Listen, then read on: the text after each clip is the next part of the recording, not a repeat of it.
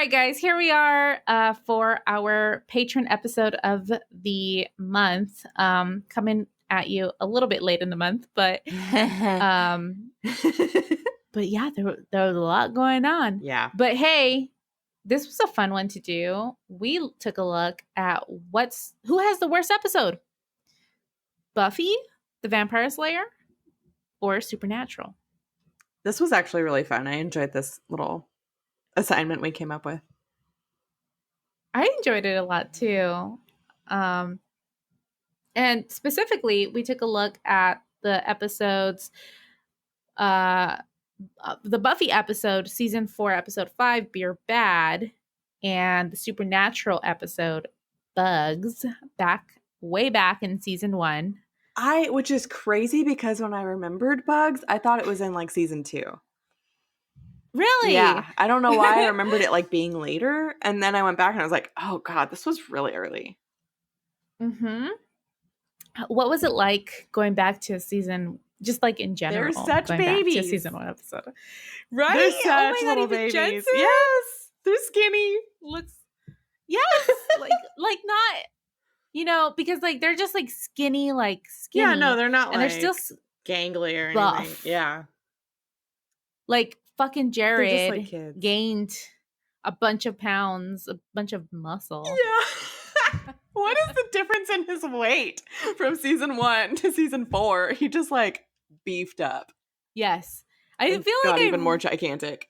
I think I had actually read that in the official companion, something about like how Jensen was like, I was trying to keep up with Jared, but I really couldn't, basically. Fuck. I totally forgot where that was, but no, he totally like felt it for sure. The difference. That is so funny. I know. It's pretty great.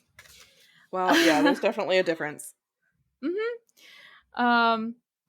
And a big difference in the quality, that's for sure. That is for sure.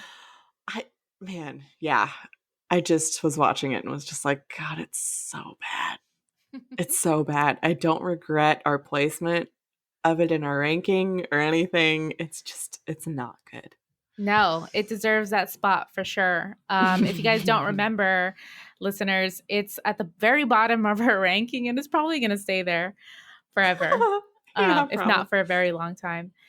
But what's your kind of relationship with Beer Bad? Were you familiar with this episode? Like, I know you're like kind of an on and off Buffy fan watcher. Yeah, definitely solid fan, off and on watcher. And I'm not even really off and on, just I watched it so long ago. Like I watched it when it was on TV. And like I rewatched some of the first seasons, but not the entire series. Yeah. So my memory of the later seasons is fuzzy, like very fuzzy. And so Beer Bad was one that I did not remember. But what's funny is that I had the Buffy soundtrack, and there must have been a disc 2 or something because there was a song in this episode that I love and I associate with Buffy. So I know that I heard it like probably on the soundtrack because I had it.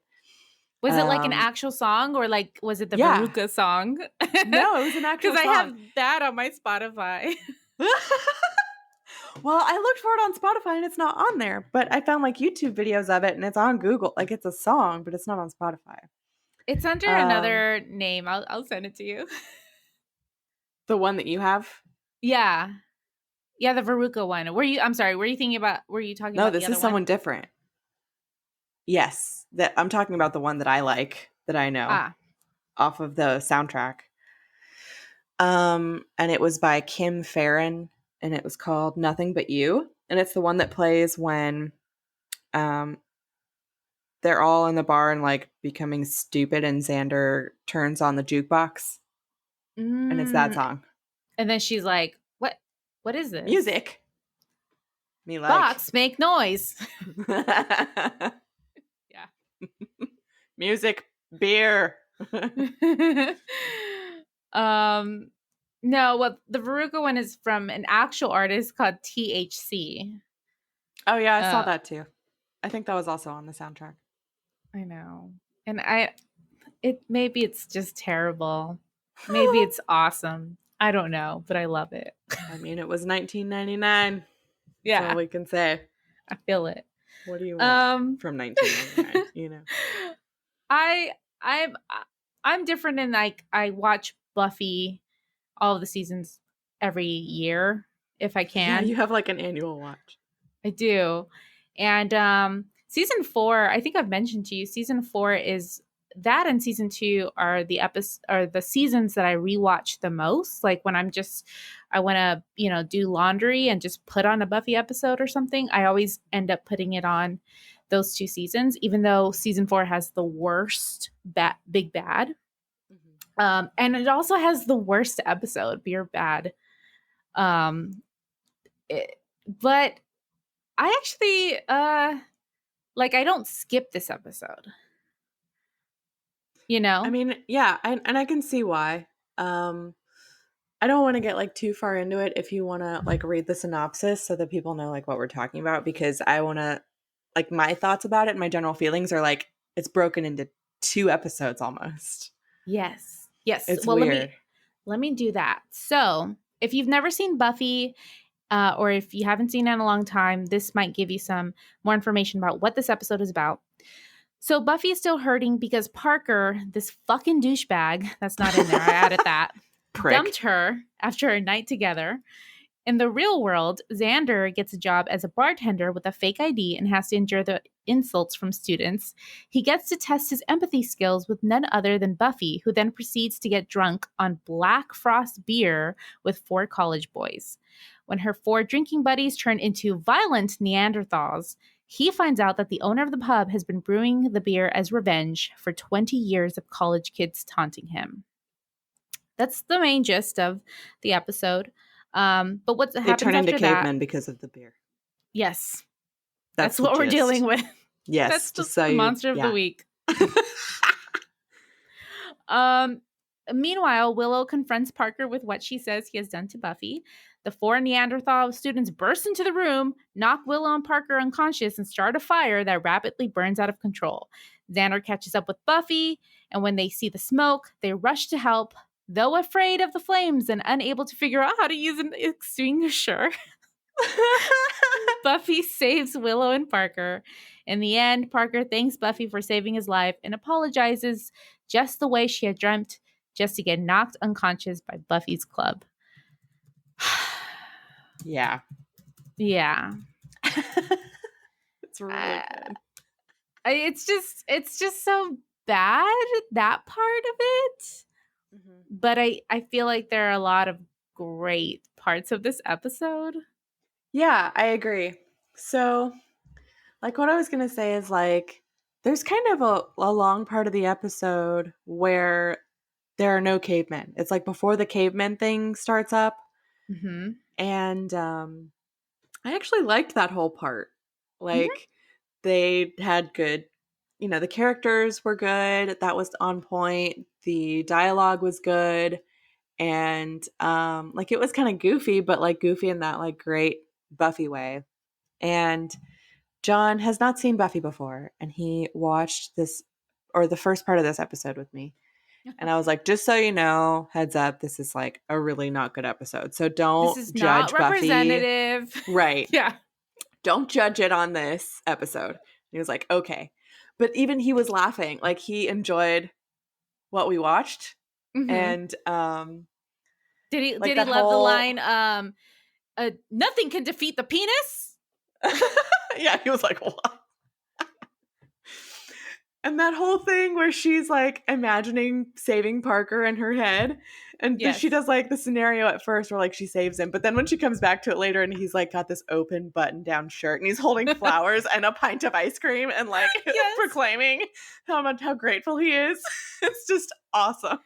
It's great. It's great. Yeah. He was like, oh my God, is that ice cream? Oh my God. So like that stuff was really good, but then it got to the caveman thing, and once you start seeing where it's going and how they deal with it, it was just like, oh God, this is so bad. So I think we kind of like when we were talking about what to compare with these episodes, we kind of broke it down into kind of categories of things to look at. and one of them was writing. And I don't know what you think, but I definitely preferred the writing in the Buffy episode. Oh, 100%. Because they at least get the 100. characters right. The only bad thing about it is the quote monster of the week. Like the Yes. concept. The concept is terrible, but the writing was good. Yes. And actually I have a few points about it. So about the writing itself, because the actual like concept, well, I guess we'll talk about like the concept of the monster of the week in the next one, but the writing, it was touched by Joss. So basically like the person who wrote this episode wrote it, and then they gave it over to Joss because they were like, I don't know about this. And and he wasn't pleased with it, but Yeah, basically he not pleased. yeah, but basically he revised it, gave it back, and he told David Solomon, who was like the producer and a writer on the show, I tried to make it better, but all I did was make it funnier. So I mean, which is so funny because well, it's that like kind of when worked. yeah, and it's like it's funny because he's done that before, right? Or like later on in life, right? When Zack Snyder had to unfortunately step out of the DC movie, fucking Justice League, Joss Whedon took over and he literally like revised it and put in more funny parts. Like that was his addition to it. It's just the solution. Just make it funnier. Yeah. Yes. And I totally agree. Like I think one of my favorite things that happens in this episode, like the exchange, is when Buffy says, I'm suffering the badness of a night of badness. And then Willow's like, oh, you didn't have sex with Parker again, did you? Like something like that. Buffy's like, no, with 4 guys. Like Willow doesn't say like have sex, but that's what she means. Yeah. And then Willow's like, oh, Buffy, are you okay? Do you want to talk Yeah, about it? she's like, ow. Yeah. But Are you I also love okay? it. I also love it because she's not like judgmental about it. No, exactly. She's such a good friend. She's such a good friend. Like Willow is peak friend in this episode, and I love it. I'm here for it. Totally agree. She was going to support her no matter what. No matter what. On the other hand, the Supernatural Bugs episode, ugh, the writing. I mean, yeah. It already, like the first time we watched it, it already seemed out of place. I was like, this isn't really how the guys have been acting so far. And we were only 7 episodes in. This was episode 8. yeah. And we already kind of established like this is a little weird for them to be You could already kind tell. of like this. Yeah. Yes. Yeah. But even just, I mean, the lines of the other characters, because this is the infamous one where the dad is like, my son, he's into insects. He's like, So I'm so sorry. grossed out about it. He's like, yeah, like ashamed. Like, my stupid son. I fucking hate him, basically. My son is such a fucking weirdo. Yeah. Yeah, he was super judgy. And it was funny too, because like at the end of the episode, the family makes up and everything right, and the dad and the son are like, I love you again. But it's just such a stark contrast from how much of a dick he was to his son. It's like, really? You're fine now? Yeah. It's all He's good? like, well, I mean, I lost all of my money, but at least I have my son. The son who's throwing out his bug things. He's like putting them in the trash. Who's completely quitting his hobby and just done with it. It's so sad. And then Sam goes up to him and he's like, what are you doing? What is this? And he was like, yeah, they just kind of weird me out now. And Sam goes, I should hope so. What? That's rude. What if he likes him still? You know, it's just, I don't, this poor kid. I know. I feel so bad for him. I know. And this is of course that episode where they don't know how to keep track of time. Yeah, that was weird too. And I don't know if that was a writing issue or more of a directing issue. I don't know. What do you think about that? I don't know. That's a really good question. I feel like it could have gotten lost in translation through either one. But there was so much that didn't make sense. And even, obviously they didn't have a great monster of the week like the Buffy episode didn't. But so the whole deal was like these bugs are after them because they're on an ancient Native American burial ground where something horrible happened and the land was cursed. And now bugs are rising up at the time that they would during the year if people were living there, rise up against them. Mm-hmm. And so the second person who dies is that woman who's one of the realtors, and she has the spiders come after her. But we talked about this too at the time. She doesn't even die from the spiders. She's just an idiot and runs out of the shower and slips and breaks through the glass door and kills herself. You're totally right. She doesn't even die from fucking bugs. No, she doesn't. Oh my God. So that's how bad it was. Like, they couldn't even have the monster of the week do its monster thing. Yeah, no. But yeah, the monster of the week in this is like basically a curse that brings on like all these bugs that are killing people. I did think the very first one was an effective death to start out with. Like he's like being eaten by all these beetles and then he looks all gross and it's freaky. Even though it was kind of lame like on screen because it was just like little itty bitty beetles that are just kind of like booping around. Yeah. They're like not scary at all. They're just like doo-doo. I guess the beetles kind of freak me out because it reminds me of like the Mummy. Oh yeah, like the scarab beetles. Those are freaky because it like burrowed into their skin. And the special effects were much better. Well, yeah, of course. It like eats all their skin off. Gross. But like somebody else apparently died from bee stings. They had an allergic reaction from all these bee stings, which wasn't like weird. No, because that happens. People that happens are like definitely allergic to bees. Right. And if I was allergic to bees and I got stung by 20 bees, yeah, I would die. You would die. People die from literally like one bee sting if they're hyper allergic and they don't have an EpiPen or something. Right. That's just how it works. Not that you should be afraid of bees. Don't be afraid of bees. Bees are your friend. I love bees. Don't swat at them. Don't scream and flail your hands around. That's just going to make them sting you. Anyway, that's my bee spiel. I try to move like a...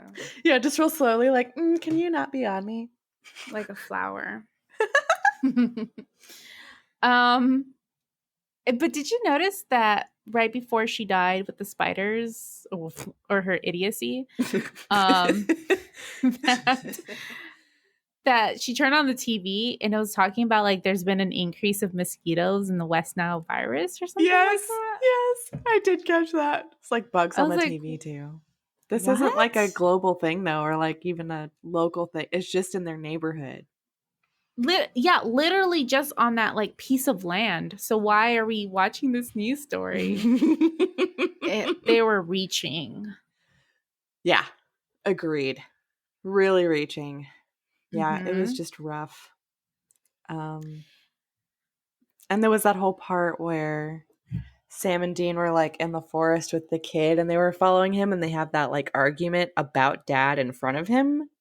Like he's sort of being like, he's like in the middle. Yeah, that was weird.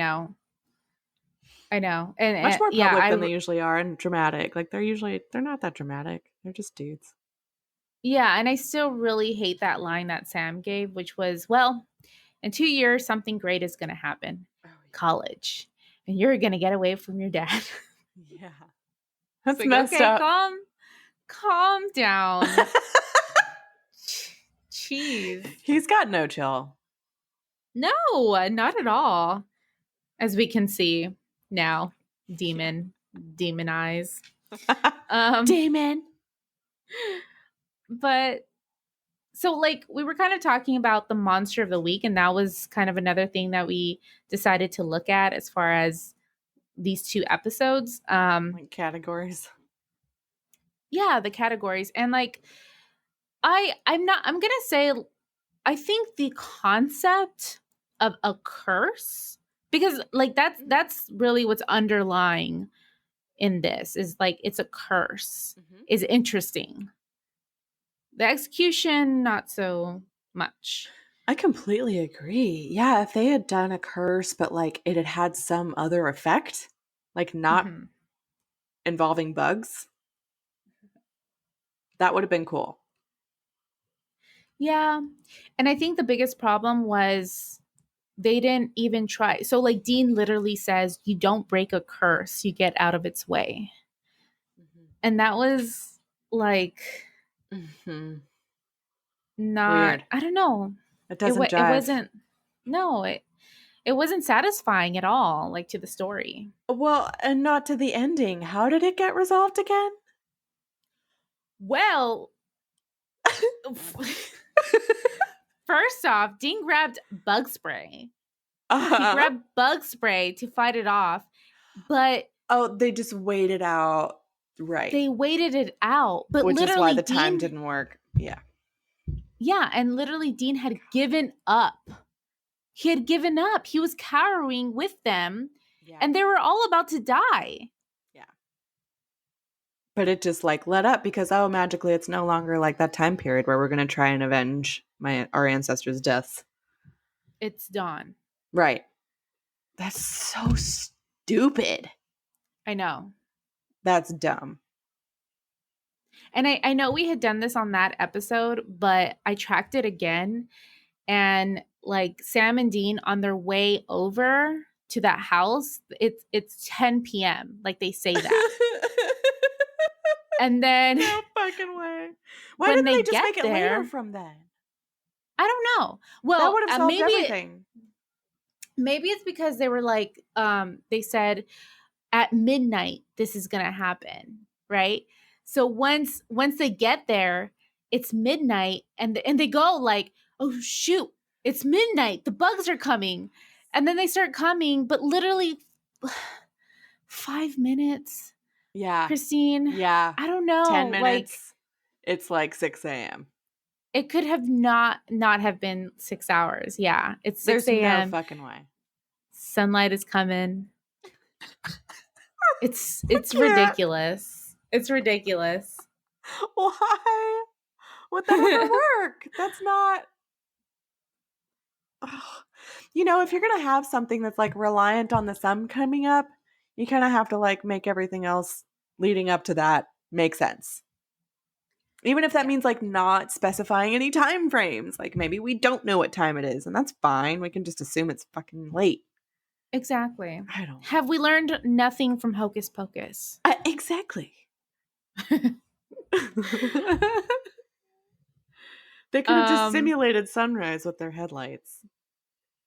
They really could have. The bugs wouldn't have known, would they? No. Yeah, that was really bad. I had forgotten that part. So, yeah. On the other hand, though, I mean, the monster of the week on Buffy. Yeah, okay, girl. As bad as bugs were, cavemen are worse. Well, yeah, I think it's worse. I had more of a problem with it because it was like, this is a joke. Mm-hmm. There's no way to make them like scary or make that like seem like any kind of crisis. No, it's just absurd. And I think my biggest issue with it is like it's so much deeper than that, in that the plot was specifically written in order to take advantage of funds from the Office of National Drug Control Policy available to shows that promoted an anti-drug message. However, they made this episode, and then funding was rejected for the episode because, quote unquote, drugs were an issue, but it was otherworldly nonsense, very abstract, and not like real life kids taking drugs. Viewers wouldn't make the link to the message. So they made this shitty ass episode for nothing. For literally. Nothing. And I guess it's what like my issue is with the episode is like it's not just that it's cavemen and it's just stupid, but it's also like Them perpetuating selling this out. idea. It's perpetuating purity culture, Christine. How kind of we were That's talking so true. Yeah, that's so about true. earlier. Yes, purity culture. This is a thing. Beer and casual sex are bad. Fuck that. As you drink from your beer. I really am drinking a beer right now. I mean, it's just for such a, like a feminist show, it's really bad. Yeah, that's such a good they really point. punish her. Yes. Oh, and there were some kind of weird moments too, like where she's sat at the bar and about to leave, and one guy comes up to her and he's like, "No, you should not leave. That would be a crime. You should stay." And then another guy pops out and he's like, "Yeah, absolutely. What my friend here is trying to say is that you should not leave." And then two other guys pop out behind them and she's like surrounded, and they hand her a beer. And John goes, "Don't drink that." I wrote that down. Don't drink beer. That. Yeah. There's no way she would be that stupid. I know we talked about like Sam and Dean were written wrong. I know Buffy is sad, but no, she would. That's really never the one have done glaring that. thing, because everything else is not out of the realm of like Buffy's personality, but that does not make sense. No. And in fact, in season 2, Buffy went to a frat party while she was in high school. Ooh, girl, give me that trivia. Somebody handed her a drink, a guy, and she decided not to drink it. See? Well, but then something happened, and then she was like, fuck it. Like, she literally almost said fuck it, but in a different way. Yeah. And then drank it, and then got knocked out and got roofied. So she's already had this experience once. She knows better. Yes. No. She would not do that again. There's no way. No, she wouldn't. Fool you once. Yeah. That's dumb. I had a problem with it. I had a problem with it too. It was gross and creepy, and these dudes were just so broy and they were just so the worst. Fucking annoying. I know. Like, and I like how they were like taunting Xander. He's the bartender now. He's like the new bartender. And that one comes up and he's like, essentially what comes out of his mouth is, "Fuck you, I'm in college, so that means I'm way smarter than you, stupid kid who doesn't even go to college. You just live around here." That's exactly what comes out of his mouth. Yeah. It's such bullshit. He's such bullshit. He's talking out of his ass. Yeah. Though, you know, like. And Xander takes it all seriously, and it's like, nah, dude, he's just a dick. I know. Poor Xander. But yeah, so like this whole concept also of like the beer is bad. It's gonna turn you into a caveman. That's literally the metaphor here. What did you think about the fact that it turned these 4 guys? Also, everyone's drinking this beer, and there were only 4 Neanderthals. I know. I didn't understand that. Like, did he only make sure it was only served to those people? How does that maybe happen? That's stupid. So that's one, but also they turn into cavemen, and Buffy gets crimped hair. Yeah, she suddenly has like dreads. But like cute dreads. Right. And that's the extent of her transformation. Yeah, that's so true. They get like different faces. They like full on turn into cavemen with like prominent brows. And like hair all over on their forehead. They're like spine cracks also. So like they have kind of not humps, but like they're, I don't know, turned forward or hunched forward or whatever. Yeah, exactly. Ugh, that's so silly. But she was a cute cave lady. She's just so cute. Okay, so I alluded to this before, but like I had said earlier, like even as bad as this episode is, like Sarah Michelle Gellar is just so great. I still like don't mind it because she's just the best part of the whole episode. Yeah, I wrote down SMG is committed as fuck. She is. And she's so cute. And the way she gets like I love her like pouty face and when she's mad. And yeah. What is it? She was like Parker bad or something. Oh yeah, and like the first time when she's like sitting in front of the TV talking to Willow. She says something about she's like, well, I went to see Xander, and then I saw Parker. And the way she says it, she's just like so pouty and like cute about it. I don't know. She's just like not having it. Yeah. Pissed. She's just but in the most super pissed way. about it. She's pretty amazing in this episode. I mean, she's kind of she makes the episode. Yeah. It's why she I makes don't the skip show. It. Well, her and Willow and Xander are why I don't skip it. Because I mean, like to go into character development, we kind of already talked a little bit about like Supernatural, the writing of the characters. When Buffy, I feel like although Buffy would never accept a beer, I think, from a strange person, and I don't know, she was kind of acting a little bit different. Xander and Willow, like their storylines in this episode are great. They're totally fine. I'm totally them. Yeah. I love the development that we get for them. Xander is struggling with not going to college and finding his way in life. Willow is the fucking best ever because she's will not take Parker's shit. She's just like, you are such a sucker. Yeah. It's so great. Do you really think I'm falling for that?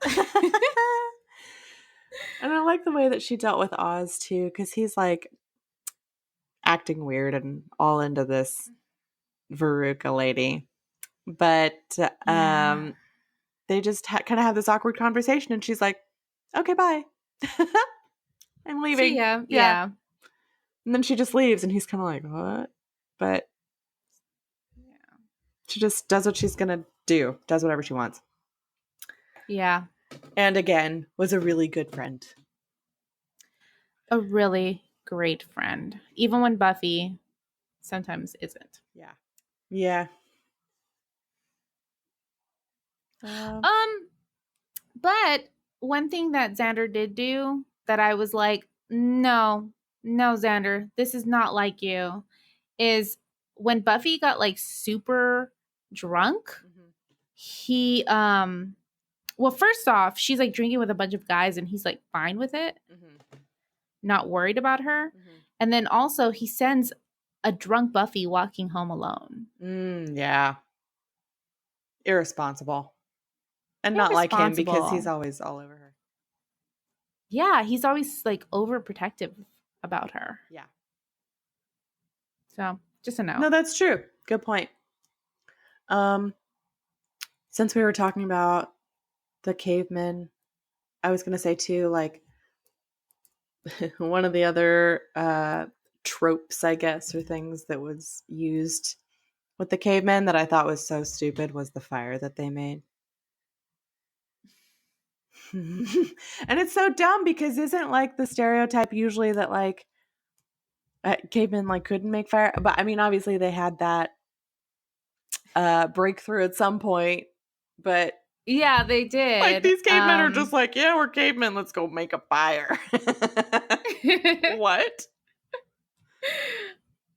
I don't, because are they supposed to be? I don't know if they're supposed to be Cro-Magnon or Neanderthals, right? Or if we care. How much do we care? Yeah. I just looked up, could Cro-Magnons make fire? This does not say right away. It just talks about harpoons and that they made canoes. So I'm assuming they could, if they could make canoes. That sounds pretty tough. Yeah, you would need tools for that. Um, I don't care yeah. I think as far as Caveman goes, like I think Encino Man did it better. though. Just saying. It's I mean, great movie. Great movie. It really is though. So Yeah.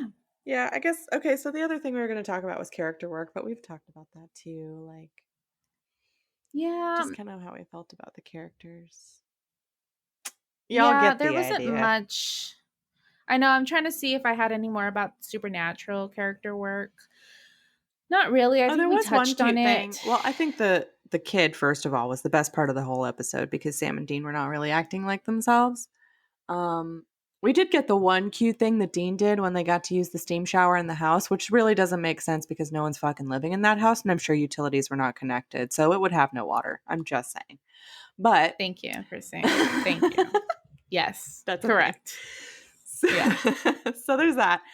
But then there was kind of a cute moment where like they're driving through the neighborhood at night and Dean decides to squat in one of the houses and he opens up the garage door and he's like holding it up and Sam Yeah. is driving through and he like smacks him in the balls as he drives Yeah. past him.